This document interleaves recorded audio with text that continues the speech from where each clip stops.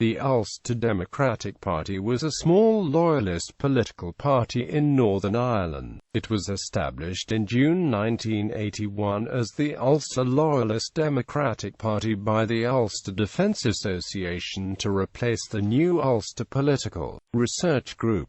The UDP name had previously been used in the 1930s by an unrelated party which had contested Belfast Central, with the roots firmly in the Protestant community of Northern Ireland. Their initial political stance was not the traditional unionist one favoured by that section of society. Instead, they supported independence for Northern Ireland within the European Economic Community and the Commonwealth. These policies had been set out by the predecessors in the new Ulster Political Research Group in the Beyond the Religious Divide policy document. However, this position did not capture the electorate's imagination, and they switched to supporting the UDA's common-sense position, which suggested an assembly and executive for the region, elected by proportional representation. They also supported a written Bill of Rights and constitution.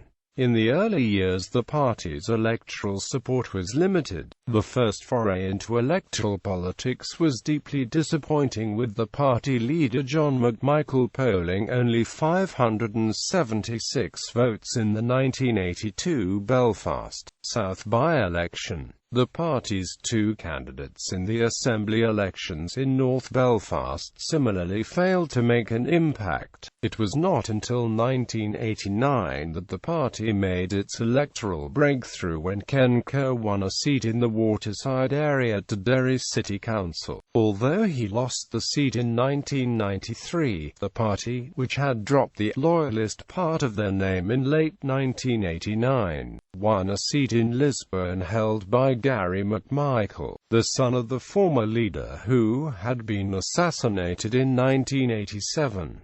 They increased the number of council seats to 4 in 1997. This was due in part to their increased public profile after the UDP played a role in the Loyalist ceasefire of 1994 and contested the 1996 elections to the Northern Ireland Forum. Although they failed to win any constituency seats as one of the 10 most successful parties, they were awarded 2 top-up seats, taken by Gary McMichael and John White.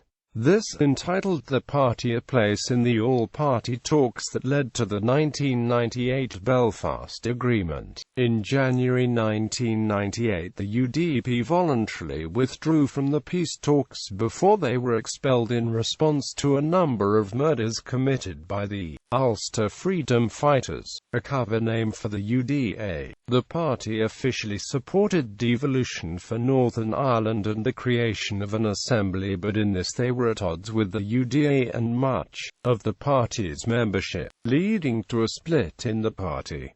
The UDP failed to win any seats at the 1998 elections for the Assembly. The party lost a council seat in 2001 and saw its support reduced. The disagreement over the Belfast Agreement between the UDP leadership and the UDA, and within the UDP itself, continued, with Gary McMichael declaring July 2001 that the UDP could no longer speak for the UDA following the paramilitary group declaring itself anti-agreement. As a result of these tensions, in November 2001 the party dissolved. Its role has largely been taken over by the Ulster Political Research Group.